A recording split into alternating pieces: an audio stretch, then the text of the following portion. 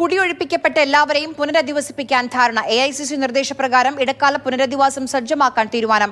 നാളെ മുഖ്യമന്ത്രി സിദ്ധരാമയ്യയുടെ അധ്യക്ഷതയിൽ യോഗം ചേരും. KB ശ്രീധരൻ വിവരങ്ങളുമായി ചേരുന്നുണ്ട്. നമുക്കൊപ്പം ശ്രീധരൻ, വലിയ വിമർശനം ഇതിനെതിരെ ഉയരുന്നുണ്ട്. പല ഭാഗങ്ങളിൽ നിന്ന് AICC വിശദീകരണവും ആവശ്യപ്പെട്ടിരുന്നു. ഇനി ഈ വീട് നഷ്ടപ്പെട്ട 400-ലധികം കുടുംബങ്ങളുണ്ട്. ആ മനുഷ്യരെ എങ്ങനെ ചേർത്ത് പിടിക്കാനാണ് ആലോചിക്കുന്നത്? ആര്യ, KC വേണുഗോപാലിന്റെ ഇടപെടലിനെ തുടർന്നാണ് ഇപ്പോൾ കർണാടക സർക്കാരിന്റെ ഭാഗത്തുനിന്ന് ഒരു ഇടപെടൽ ഉണ്ടായിരിക്കുന്നത്.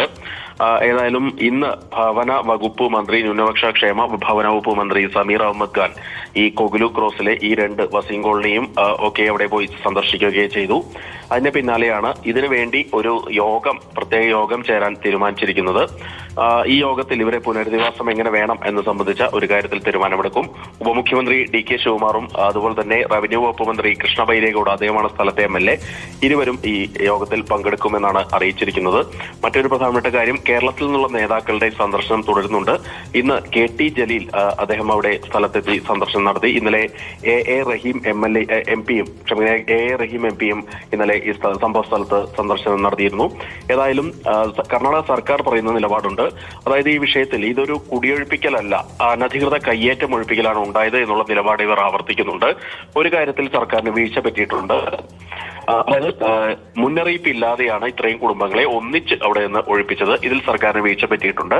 അതുകൊണ്ട് മതിയായിട്ടുള്ള രേഖകൾ ഉള്ള ആളുകൾക്ക് പുനരധിവാസം ഉറപ്പാക്കാനുള്ള നടപടി ഉണ്ടാകുമെന്നാണ് കർണാടക സർക്കാർ ഇപ്പോൾ അറിയിച്ചിരിക്കുന്നത്. ഈ വിഷയത്തിൽ ഏറ്റവും നിർണായകമായത് KC വേണുഗോപാലിന്റെ ഇടപെടൽ തന്നെയാണ്. ഏതായാലും കേരളത്തിൽ കോൺഗ്രസിനെതിരെ ഇക്കാര്യത്തിൽ വലിയ വിമർശനം വന്നു. മുഖ്യമന്ത്രി പിണറായി വിജയൻ ഈ വിഷയത്തിൽ പരസ്യമായ ഒരു പ്രതികരണം നടത്തിയോടുകൂടിയാണ് ഇതിൽ കാര്യമായിട്ടുള്ള ഒരു വിവാദം ആകുന്നതും. അതായത് 7 ദിവസം കഴിഞ്ഞിട്ടും അവിടെ യാതൊരു വിധത്തിലുള്ള നടപടിയും ഉണ്ടായില്ല. അതിനുശേഷം മുഖ്യമന്ത്രിയുടെ ഭാഗത്തുനിന്നൊരു എക്സ്പോസ്റ്റ് വന്നതിന് പിന്നാലെയാണ് ഇങ്ങനൊരു ഇടപെടൽ ഉണ്ടായിരിക്കുന്നത്.